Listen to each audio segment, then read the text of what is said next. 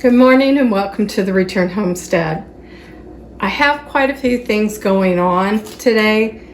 I've got peppers that have to be processed.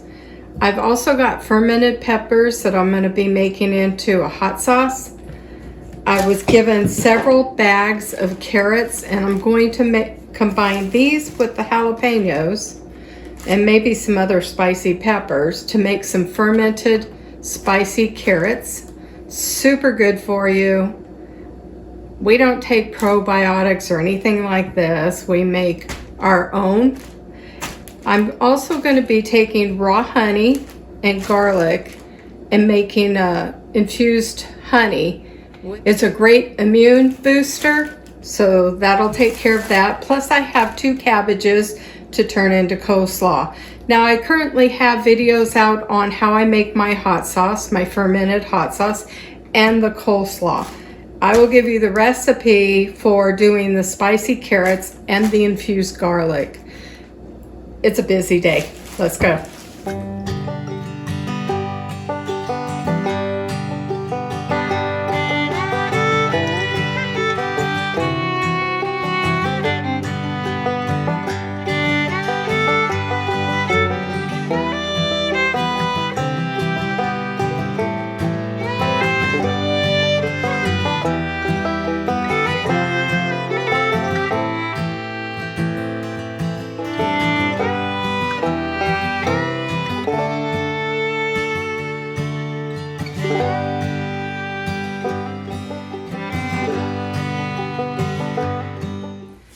The first thing I need to do is I need to process the cabbages. So I need to slice these up thinly and grate some carrots. That all goes in a salted mixture and has to sit for 2 hours. Now, in the original recipe, it was very sweet, and I did cut the sugar in the original recipe. But what I ended up finding worked best for us. I took half of the sugar the original recipe called for, and then out of that half, I used stevia for part of that. So it was 1/4 of the sugar in regular cane sugar, and then 1/4 of the sugar was in liquid stevia. Now the ratio for liquid stevia, if you're going to do substitutes, would be 1 teaspoon per cup in a recipe. So I did 1/4 of sugar, 1/4 of stevia, and that was perfect. You're going to let this sit on the shelf 4 weeks. It enhances the flavor, makes it better, and it stays crunchy, believe it or not. It will stay crunchy. We drain the sugar off and wash it and then add mayonnaise because, like I said, it is pretty sweet and it was too sweet for us. So let me get these processed and then I'll move on to these. And since we've already got videos on the cabbage and the fermented hot sauce, there's no need to refilm that. You can go back and catch those videos. I'll see if Mike can't put a link in that for you. All right, so I got quite a bit more hot sauce. I've got some more coleslaw, and the last batch is coming out of the canner now. Now on to the carrots. So we're going to be fermenting carrots. They're very easy. I've cut these in diagonals. You don't have to do that. So I'm going to start layering these in. You're going to want at least 2 crushed garlic cloves to put in there. And then you're going to start layering your hot peppers. And honestly, it depends on how hot you want them. For us, there can't be enough peppers.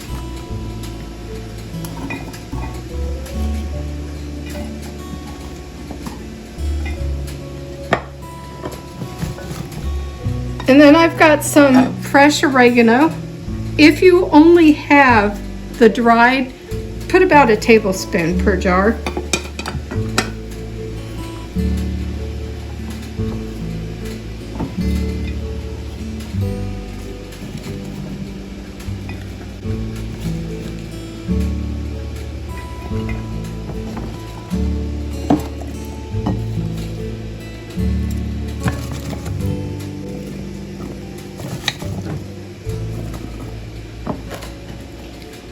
And then you can add some onions. Now my onions are gone, and I did put a bunch in the freezer. You can ferment frozen onions.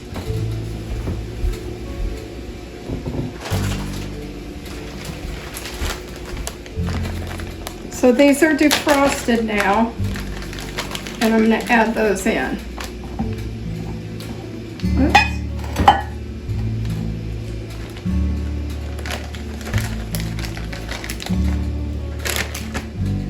And then just keep layering it until your jar is full. This one's just about there. I'm going to pack it down.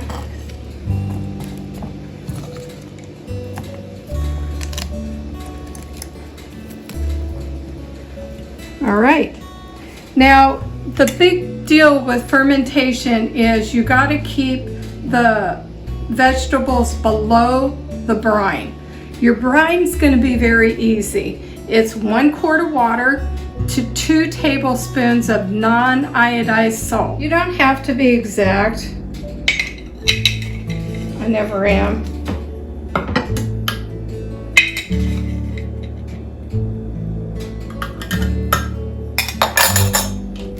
And you're going to shake that up.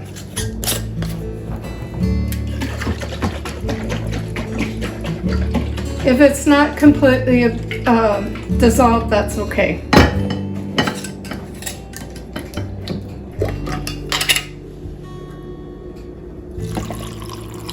And this will probably take 2.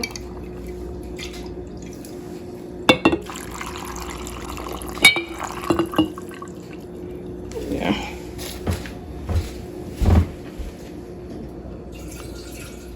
So the other thing I failed to mention is you need to use filtered or unchlorinated water. The chlorination will retard the fermentation process. And I'm using water from our reverse osmosis.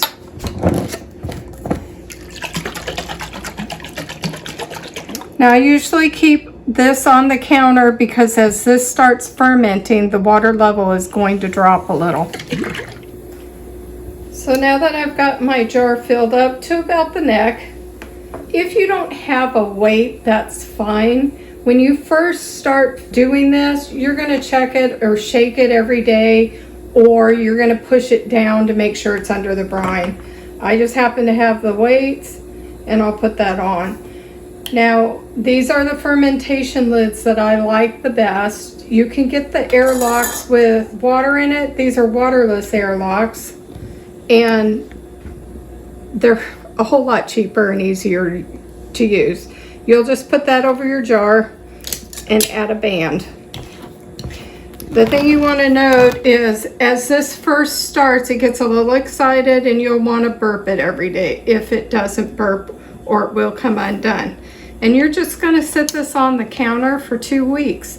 Once it's done, then you can start eating on it. But you'll want to taste it to make sure your fermentation is to your liking. So that's done. And the last thing we're going to do today is we're coming into cold and flu season. This is going to be a garlic infused honey. And the way you do that is it's a 1-to-1 ratio. So if you use half a jar of garlic, you're going to use a little over half a jar of honey. So it's 1 cup to 1 cup. You want to make sure that your honey stays over the top of the garlic, and you're going to shake this every day. When you go by, just turn it upside down and then back up. You want to use raw honey. If you don't use raw honey, it has all the wild yeast in it that helps this to ferment. And then during cold and flu season, what I do is you'll take a tablespoon a day to help ward it off. And you can eat the garlic. It's a little sweet and a little spicy. Or if I have a sore throat, I'll take a tablespoon of this. That works great. So this one's really easy. It's going to sit in my pantry for about 4 weeks. It needs to be in a dark, cool place. And this will keep, some people say, up to 2 years. And if you're not using this in 2 years, you're pretty healthy. Mm-hmm.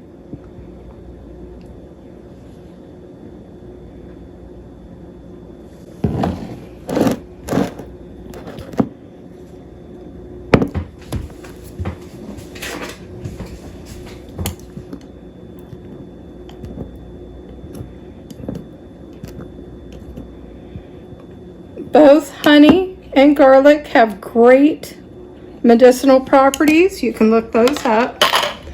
And that's about it. So I'm going to cap this and stick it in my pantry. And every day I'll walk by and just turn it upside down and back, just to make sure that the garlic stays under the honey. That's it. So we ended up doing fermented carrots and peppers. I canned some more hot sauce. If you didn't catch that video, we'll try and put a link to it, and the coleslaw as well. This is your fermented honey. You're gonna want this during the flu and cold season. So I hope this helps you out. Thank you for coming along with me today, and until we see you next time, God bless and bye-bye.